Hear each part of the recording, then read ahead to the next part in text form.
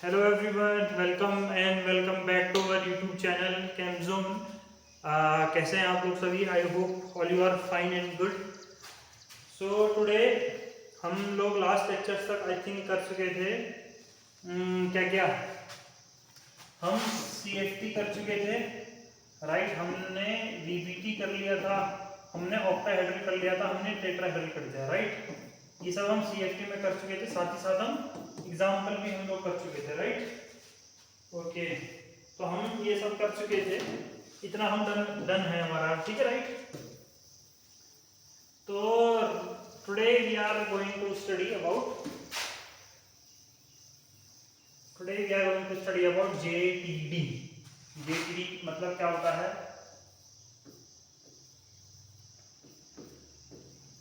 John Taylor distortion.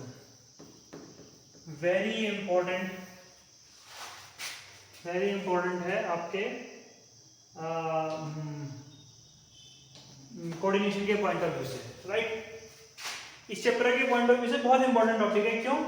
क्योंकि एक तो सबसे सिंपल बात है, सवाल बनता है। दूसरा कंसेप्ट बहुत अच्छा है, एक डिफरेंट कंसेप्ट। अब तक जो नॉर्मल चीज चल रही थी ना, उससे थोड़ा सा डिफरेंट कंसेप्ट है। आओ समझते हैं जॉन टेलर डिस्टॉर्शन। सबसे पहले बात तो इस शब्द से ही समझो डिस्टॉर्शन का मतलब क्या हुआ।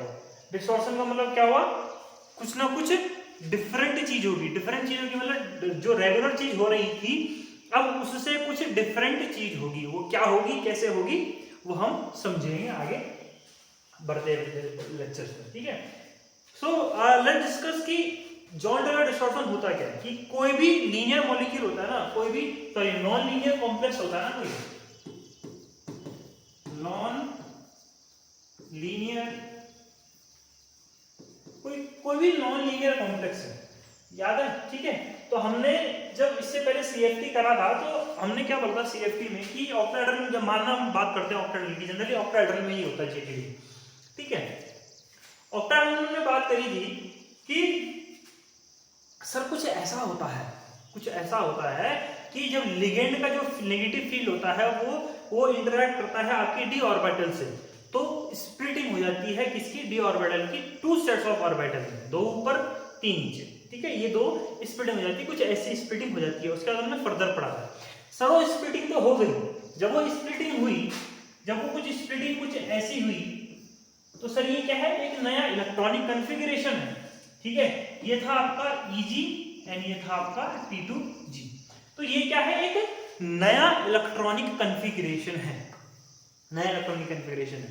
तो JTD ने क्या बोला कि कोई भी नॉन लीनियर कॉम्प्लेक्स होता है, कोई भी जो नॉन लीनियर कॉम्प्लेक्स होता है, अगर जो मेटल आयन होता है उसका जो कॉन्फ़िगरेशन होता है, ठीक है, वो उसका कॉन्फ़िगरेशन जो है वो अनस्टेबल इलेक्ट्रॉनिक कॉन्फ़िगरेशन है। अब अनस्टेबल कैसे हुआ, अब समझो ध्यान से, ठीक है। अगर उसका अनस्टेबल इलेक्ट्रॉनिक कॉन्फ़िगरेशन, ठीक है, कॉन्फ़िगरेशन या फिर डीजेनरेट कॉन्फ़िगरेशन। ज्यादा अगर इसको एक second,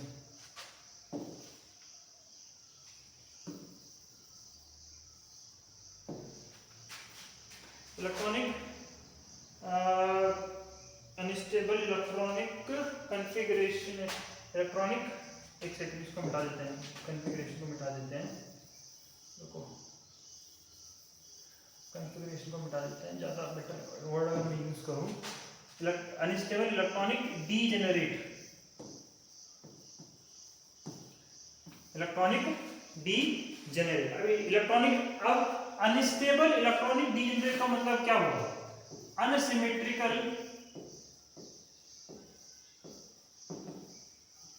electronic configuration, unstable electronic configuration या फिर अनसिमेट्रिकल इलेक्ट्रॉन फिलिंग। जब भी कोई नॉन लीनियर मॉलिक्यूल में, नॉन लीनियर मॉलिक्यूल में जो मेटल होता है, जो सेंट्रल मेटल एटम होता है, उसका जो कॉन्फ़िगरेशन होता है वो अनस्टेबल इलेक्ट्रॉनिक डीजेनरेट होता है या फिर अनसिमेट्रिकल इलेक्ट्रॉनिक कॉन्फ़िगरेशन होता है, तो उसमें उस मॉलिक्यूल में डिस्टॉर्शन हो जाता है। उसमें क्या हो जाता है? डिस्टॉर्शन हो जाता है। और इसी डिस्टॉर्शन को हम क्या कहते हैं बोलो? John Taylor distortion. और ये डिस्टॉर्शन किस वजह से आया? अनसिमेट्रिकल इलेक्ट्रॉनिक कॉन्फ़िगरेशन की वजह से। किसकी वजह से आया बोलो? अनसिमेट्रिकल इलेक्ट्रॉनिक कॉन्फ़िगरेशन की वजह से। इसीलिए लेकिन याद है आपको वो पल आपको याद है जब हमने ये बोला था कि कोई भी चीज धरती पे होती है तो वो हमेशा स्टेबिलिटी गेन करना चाहती है। वो हमेशा स्टेबिलिटी गेन करना चाहती है। तो कोई भी अगर नॉन लीनियर मॉलिक्यूल है, उसका अगर इलेक्ट्रॉनिक कॉन्फ़िगरेशन डीजेनरेट है, अनसिमेट्रिकल डीजेनरेट है, तो वो हमेशा उस इलेक्ट्रॉनिक डीजेनरेशन को रिमूव करने की कोशिश करता है। उस इलेक्ट्रॉनिक डीजेनरेशन को रिमूव करने की कोशिश करता है। और उस रिमूव करने के चक्कर में जो डिस्टॉर्शन मॉलिक्यूल में होता है, मेटल में होता है, उसको ही हम क्या कहते हैं? जॉन टेलर डिस्टॉर्शन कहते हैं। क्या ये पॉइंट समझ में आया? तो हमने क्या बोला? इसकी डेफिनेशन लिखते हैं कि in any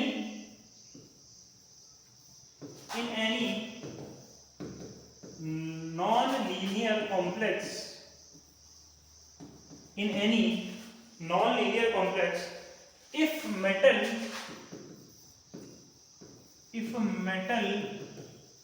ion is present in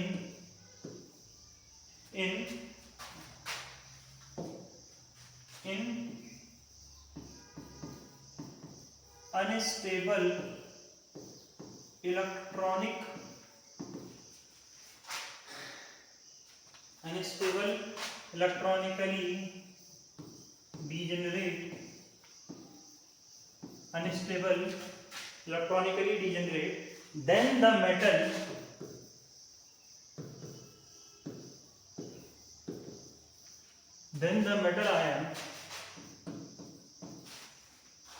metal ion always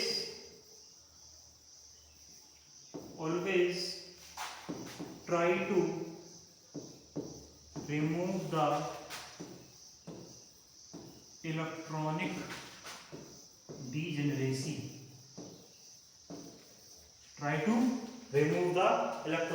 degeneracy by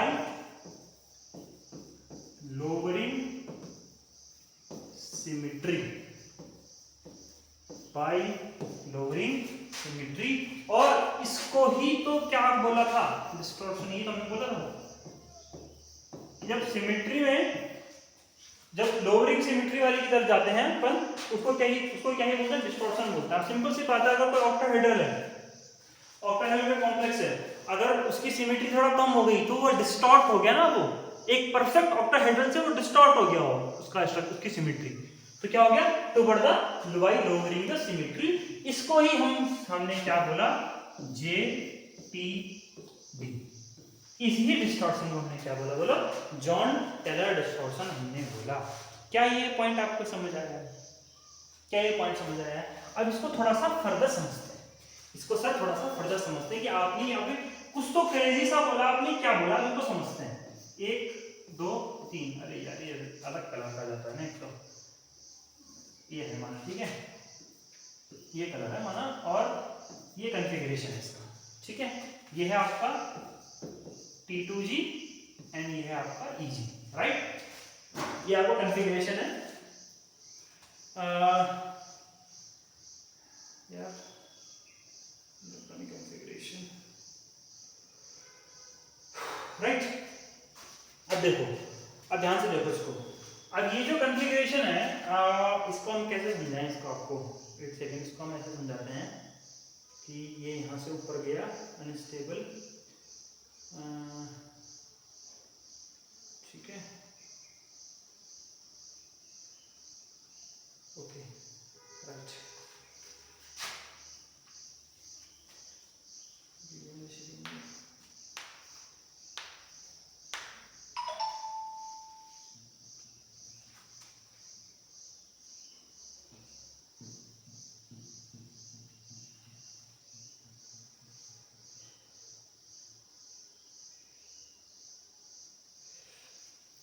okay चलो ठीक है राइट, ये है आपका इलेक्ट्रॉनिक कॉन्फ़िगरेशन। ठीक है, अब ये क्या है, एक unstable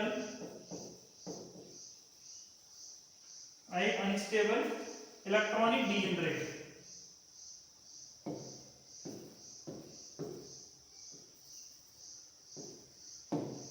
unstable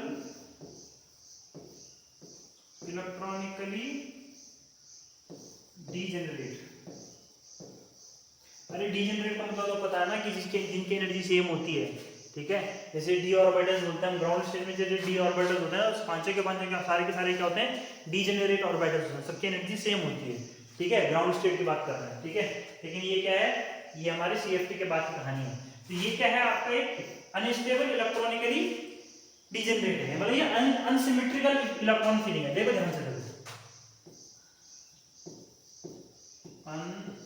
unsymmetrical electron feeling, ये क्या है, अनसिमेट्रिकल इलेक्ट्रॉन फीलिंग है। देखो ध्यान से दिख रहा है ना आपको, अनसिमेट्रिकल है। क्यों? क्योंकि देखो ये तीन राइट। अब ये देखो ध्यान से कि ये तीन ऑर्बिटल्स हैं। अब ये अनसिमेट्रिकल कैसा है, यार तीनों में एक एक नहीं है। अगर ये तीनों में एक एक, अगर ये कुछ ऐसा होता, ऐसा ऐसा ऐसा, तो ये सिमेट्रिकल होता, लेकिन ये ऐसा नहीं है।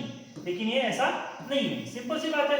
ठीक है, अब ये ऐसा नहीं है तो ये कैसा है, अनसिमेट्रिकल है। अनसिमेट्रिकल जब ये है तब होगा क्या कि ये अब सिंपल सी बात है, अभी मॉलिक्यूल तो चाहेगा कि भाई मेरे तो सिमेट्री रहे, मैं तो चाहता हूँ कि मेरे पास सिमेट्री रहे। तो ये क्या करेगा कि कुछ ऐसी स्प्लिटिंग इसकी हो जाएगी। ये जो सेट था ना, अब ये जो नीचे वाला सेट था, अब इसकी भी फर्दर स्प्लिटिंग हो जाएगी। कैसे होगी, एक इधर और एक ये नीचे, अब ये आगे एक इलेक्ट्रॉन। अब देखो अभी सिमेट्री आ गई इसमें। अब ये देखो, अब इसमें एक ही है, अब इसमें हमारे पास एक ही ऑर्बिटल है और उसमें वो अभी हाफ फील्ड है जो कि हाईली सिमेट्रिकल है। मतलब अब इसमें सिमेट्री अब आ गई, और ये सिमेट्रिकल ये क्या है, मतलब इलेक्ट्रॉनिकली डीजेनरेट,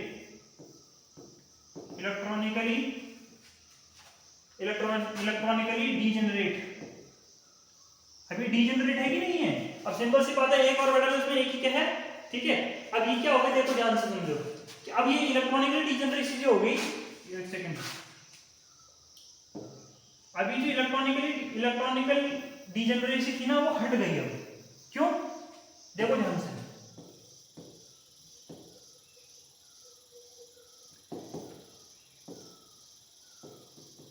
अभी जो इलेक्ट्रॉनिकली डीजेनरेशन थी वो हट गई। मतलब अब इसमें जो थे, अब देखो यहाँ एक ऑर्बिटल है, ऊपर दो ऑर्बिटल, अब नीचे वाले की सिमेट्री, अब इसमें क्या होगा, सिमेट्री आ गई।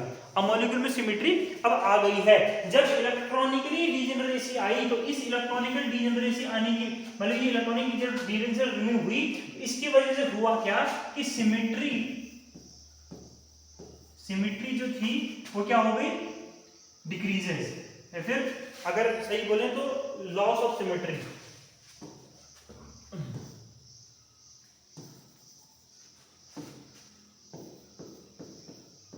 लॉस ऑफ सिमेट्री, और लॉस ऑफ सिमेट्री भी तो वही हमने क्या बोला, बोलो जेटीडी बोला, जॉन टेलर डिस्टॉर्शन। समझ आया पॉइंट आपको? थोड़ा सा कंफ्यूजिंग लगा होगा आपको, लेकिन इसको समझो, आप पॉइंट को समझो। मैं ये समझाना चाह रहा हूं ना आपको कि ये हुआ क्यों, लॉस ऑफ सिमेट्री, और इसका मतलब है जेटीडी। अब इसको थोड़ा सा समझो कि देखो जेटीडी सिंपल है वैसे, लेकिन मैं आपको ये समझाना चाह रहा हूं कि जेटीडी हुआ क्यों आखिरकार। मॉलिक्यूल जब सिंपल से था तो उसमें जेटीडी हुआ क्यों? क्योंकि देखो ध्यान से देखो कि इसमें क्या थी, अनस्टेबल इलेक्ट्रॉनिक डीजेनरेट है। ठीक है, अब इसमें क्या था कि ये एक अनस्टेबल इलेक्ट्रॉनिक कॉन्फ़िगरेशन था, मतलब ये सिमेट्रिकल कॉन्फ़िगरेशन, अनस्टेबल नहीं बोलेंगे, ज्यादा बेटर अगर बोलो अनसिमेट्रिकल, एक सिमेट्रिकल कॉन्फ़िगरेशन नहीं था। क्यों नहीं था? क्योंकि ये तीनों ऑर्बिटल्स में क्या है, डीजेनरेसी नहीं है। ठीक है, लेकिन अब क्या हो गया, अब जैसे ही आ गया तो अब जब इसकी फर्दर शिफ्टिंग भी, तो एक नीचे आया दो ऊपर आया। अब देखो इसमें भी केसेस होते हैं, कई मॉलिक्यूल्स में क्या होता है कि दो ऊपर जाते हैं, एक नीचे आता है, एक नीचे, इसमें क्या होता है, एक नीचे आता है, दो ऊपर जाता है। तो अलग अलग केसेस हैं, वो क्या क्या होते हैं वो हम आगे फर्दर पढ़ेंगे। ठीक है, तो इसको आने की वजह से इलेक्ट्रॉनिकल डीजेनरेसी क्या हो गई, आपकी रिमूव हो गई, और जिस वजह से क्या हो गया, सिमेट्री में लॉस हो गया। और यही सिमेट्री में लॉस होना ही क्या कहलाता है, जेटीडी कहलाता है, जॉन टेलर डिस्टॉर्शन कहलाता है। क्या ये पॉइंट मेरा आपको समझ में आया है? क्या ये पॉइंट समझ में आया है? ठीक है, ठीक है। नेक्स्ट पढ़ते हैं कि जेटीडी कब कब होता है, कहाँ कहाँ जेटीडी होता है, जेटीडी किस किस में होता है। ठीक है, जब T2G या फिर EG अनसिमेट्रिकली फील्ड हो, जब T2G और EG क्या हो, अनसिमेट्रिकली फील्ड हो, उसको ही वहां पर क्या होता है आपका, ठीक है, अनसिमेट्रिकली फील्ड हो तो वहां पर जेटीडी होता है, उन मॉलिक्यूल्स में जेटीडी होता है। और वो हमको कैसे पता चलेगा कि T2G और EG अनसिमेट्रिकली फील्ड है? हमको CFT लगा करके, हर मॉलिक्यूल में CFT हमको लगानी पड़ेगी, हर कॉन्फ़िगरेशन के लिए हमको लगानी पड़ेगी। जैसे मैं बात करूं T2G1 EG0, इसमें जेटीडी होगा, ऑफ कोर्स होगा जेटीडी, ठीक है, इसमें जेटीडी होगा। T2G2 EG0 जेटीडी होगा, ये भी अनसिमेट्रिकल है, ठीक है। T2G3 EG0 जेटीडी नहीं होगा, क्यों? क्योंकि ये क्या है, एक सिमेट्रिकल कॉन्फ़िगरेशन है, एक सिमेट्रिकल कॉन्फ़िगरेशन है। मैं बात करूं T2G3 EG1, T2G3 EG1 बताओ, इसमें बताओ जेटीडी होगा कि नहीं होगा? सोचो रे बच्चों, बोलो। EG1 है ना, देखो EG1 में तो है, EG1 में तो सिमेट्रिकली फील्ड है। ये देखो कैसा कॉन्फ़िगरेशन है, ये कुछ ऐसा कॉन्फ़िगरेशन है, कैसा 1 2 3 एंड EG वाले में 1 है। अब तो ऊपर वाला तो अनसिमेट्रिकली फील्ड है ना, मतलब जेटीडी इसमें भी होगा, ठीक है। मैं बात करूं T2G4 EG1, बताओ, ये भी अनसिमेट्रिकली फील्ड है तो इसमें भी जेटीडी होगा। T2G5 EG1 इसमें भी होगा। T2G, अरे काम करते हैं, रुको, तो EG0 करते हैं अपन अभी, ठीक है। T2G6 EG0 जेटीडी होगा? नहीं होगा, क्यों? क्योंकि ये कॉन्फ़िगरेशन कैसा है, कुछ ऐसा कॉन्फ़िगरेशन है, 1 2 3 4 5 और 1 6। तो T2G क्या है, सिमेट्रिकली फील्ड है, सिमेट्रिकली फील्ड है तो क्या होगा, जेटीडी इसमें नहीं होगा। लेकिन अगर मैं बात करूं T2G4 EG1 जेटीडी होगा, T2G5 EG1 जेटीडी होगा, T2G5 ये हो गया 6 EG1 जेटीडी होगा, ऑफ कोर्स होगा सर, क्यों? क्योंकि कॉन्फ़िगरेशन कुछ ऐसा है, 1 2 3 4 5 6। T2G वाले तो सिमेट्रिकली फील्ड है, लेकिन EG वाला तो अनसिमेट्रिकल है ना, तो T2G इसमें जेटीडी होगा। और अगर मैं बात करूं T2G6 EG2 तो जेटीडी होगा? नहीं होगा, क्यों? क्योंकि ये कुछ ऐसा फील्ड है,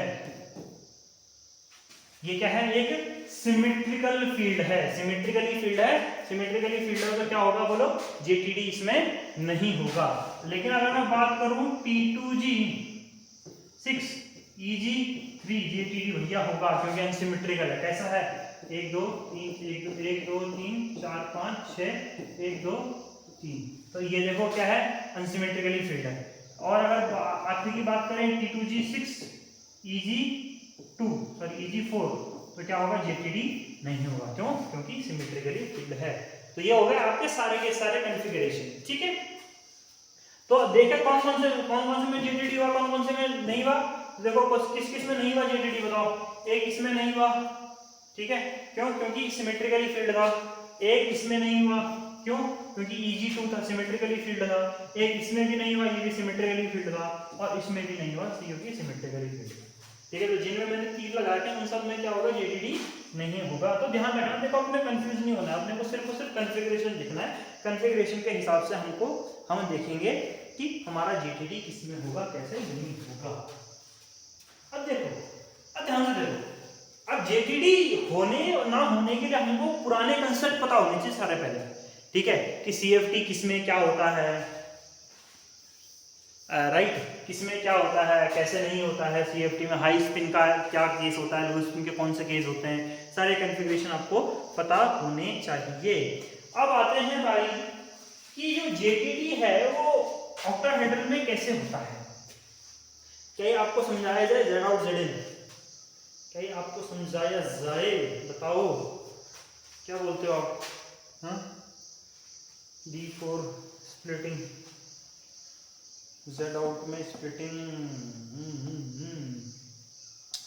एक्सियली, एक्सियल वाले होंगे तो देखिए मतलब इनमें एनर्जी ज़्यादा लगेगी XY। चलो अब बात नेक्स्ट बढ़ते हैं अपन नेक्स्ट टॉपिक की तरफ, जो कि है आपका types of JTD. Types of JTD, ठीक है। कौन कौन से टाइप्स के होते हैं? दो प्रकार के होते हैं हमारे, ठीक है। एक होता है आपका जेड आउट, जे आउट लिख रहा हूं मैं, एक होता है आपका जेड आउट एंड एक होता है आपका जेड इन, ठीक है। Z out and Z in. Z out में क्या होता है कि देखो ध्यान से, ये जो एक्सियल वाले जो ऑर्बिटल्स होते हैं ना, एक्सियल वाले जो ये होते हैं, क्या नाम है उनका, ये वाले जो लिगेंड, ये वाला जो बॉन्ड है, ये एक्सटेंड हो जाते हैं, बाहर की तरफ हो जाते हैं। लेकिन अगर मैं बात करूं जेड इन की, तो जेड इन में क्या होगा कि ये वाले तो बड़े होंगे लेकिन ये छोटे हो जाएंगे, लेकिन ये छोटे हो जाएंगे, ठीक है। दिख रहा है, ध्यान से दिख रहा है ना, क्लियर दिख रहा है आपको, ठीक है। तो इसमें क्या है, इसमें देखो क्या है कि इसमें क्या है कि एक्सियली इलॉन्गेटेड है। क्या है इसलिए एक्सियली इलॉन्गेटेड है। देखो ध्यान से, जो एक्सियल वाले हैं ना, एक्सियल वाला जो बॉन्ड है वो इलॉन्गेटेड है, और बाकी देखो ये चार जो हैं ये अपनी जगह पे हैं, इसलिए इसका नाम पड़ा जेड आउट पड़ा। मतलब ये जो एक्सियल वाले हैं ये बाहर की तरफ निकल गए, ठीक है, ये जेड आउट है, ठीक है। और ये क्या है बोलो, और जो जेड इन वाला होगा वो क्या होगा बोलो, एक्सियली कंप्रेस्ड, एक्सियली कंप्रेस्ड, ठीक है। तो देखो ये क्या है, देखो जो एक्सियल वाले हैं वो छोटे हैं और ये वाले, अब सिंपल सी बात है, देखो पहले कहते हैं ऑक्टेडल में सारे के सारे सेम थे, सारे के सारे जो बॉन्ड थे वो सारे के सेम थे। अब जेड आउट वाले में क्या हुआ कि जो एक्सियल वाले हैं, अब ऑक्टेडल कैसा होता है कि एक प्लेन एक स्क्वायर प्लेन, एक ऊपर एक नीचे, ठीक है। तो अभी जो ऊपर नीचे वाले हैं ये बाहर की तरफ हो गए, ये इनकी लेंथ बढ़ गई, तो इसलिए क्या बोला एक्सियली इलॉन्गेटेड। और लेकिन अब इस वाले में क्या हुआ कि ये वाले जो थे ये छोटे हो गए, अब ये छोटे हो तो ऑटोमेटिकली बाहर वाले बड़े हो गए, सिंपल सी बात है, ठीक है। तो वो क्या है बोलो, एक्सियली कंप्रेस्ड है, ठीक है। ये क्या होता है बोलो, Z elongated, these are Z elongated, Z direction की तरफ इलॉन्गेटेड होते हैं। और ये क्या होते हैं, Z compressed, Z compressed, right, ठीक है।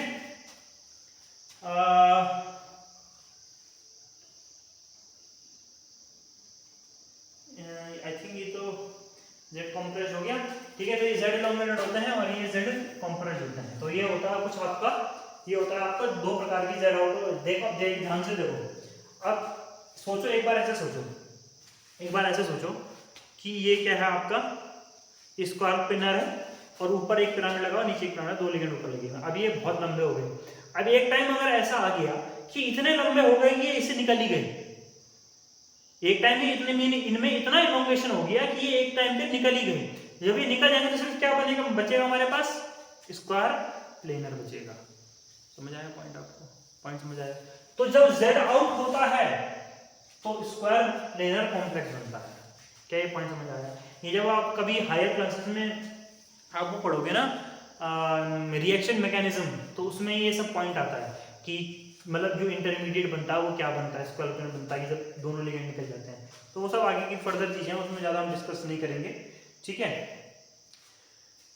अगर हम बात करें कि इसकी स्प्लिटिंग करवाऊं कि नहीं करवाऊं, आपको ये क्या बोलते हो, स्प्लिटिंग रहने देते हैं अपन ना, ज़्यादा हो जाएगा, एक्स्ट्रा हो जाएगा, क्योंकि फिर बहुत डिटेल में पढ़ाना पड़ेगा जेड आउट जेड इन का, है ना, right. I think this is sufficient, है ना, ठीक है। ये हो गया आपका ये। एक और चीज नेक्स्ट हम पढ़ते हैं कि नेक्स्ट हम पढ़ते हैं हमने कहाँ तक पढ़ लिया अभी, ठीक है। एक आता है कि स्ट्रॉन्ग जेटीडी और वीक जेटीडी। स्ट्रॉन्ग जेटीडी और वीक जेटीडी, ठीक है। स्ट्रॉन्ग जॉइंट रेड डिस्टॉर्शन किस में होता है और वीक जॉइंट रेड डिस्टॉर्शन किस में होता है। तो अगर ईजी अनसिमेट्रिकल है, अगर ईजी अनसिमेट्रिकल है तो बहुत स्ट्रॉन्ग जेटीडी होता है, और वीक जेटीडी अगर जो होता है T2G अनसिमेट्रिकल होता है तो हमारा वीक जेटीडी होता है। क्या ये पॉइंट समझ आया? ठीक है। अगर T2G अनसिमेट्रिकल है तो हमारा वीक जेटीडी होता है, और अगर ईजी अनसिमेट्रिकल है तो उसमें बहुत ज्यादा क्या होता है, वो बहुत ज्यादा स्ट्रॉन्ग जेटीडी शो करता है। क्या ये पॉइंट समझ में आया आपको? ठीक है। आई थिंक इसमें तो और कुछ करवाना नहीं चाहिए। अच्छा, एक और चीज समझा देते हैं आपको कि जो डेल्टा होता है ना, delta is directly proportional to the JTD value. ध्यान रखना पॉइंट को। डेल्टा क्या है बोलो? डेल्टा क्या है? स्प्लिटिंग। अगर स्प्लिटिंग ज्यादा होगी तो जेटीडी भी ज्यादा होगा। ध्यान रखना इस पॉइंट। ठीक है, ये पॉइंट हो गया आपका समाप्त। ठीक है। I think Z out Z in आपको बताने की जरूरत है नहीं ज़्यादा। डायनामिक जेटीडी स्टैटिक जेटीडी आपको बताने की नीड नहीं है मेरे हिसाब से, जितना मुझे लगता है। ठीक है, ये हो गया आपका ये वाला पार्ट। ठीक है। Icosahedron application of CFSC, lattice energy, ये सब हाइड्रोजन थेरेपी करने की नहीं आपको नहीं है। Spinels, ionic radii and concept to determination. ठीक है, स्पाइनल्स में और कलेक्शन, और क्या रहता है आपको इसमें? इसके बाद तो सीधा वो है राइट, टर्म सिंबल निकालना I don't think so need है। टर्म सिंबल छोड़ो अभी। ओके, चलो ये हो गया आपका इतना पॉइंट। ठीक है।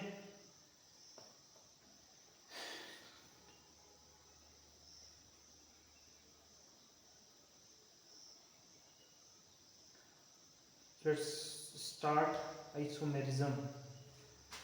What is the time by the watch? 5:43. I think हम यहीं पर इसको एंड करते हैं आज इस इस लेक्चर के लिए हम लोग रखते हैं इतना ही। आगे हम इसके आगे पढ़ेंगे हम इसमें आइसोमेरिज्म, बहुत इंपॉर्टेंट टॉपिक है। सो फर्दर लेक्चर्स में we will be going to cover the topic of isomerism.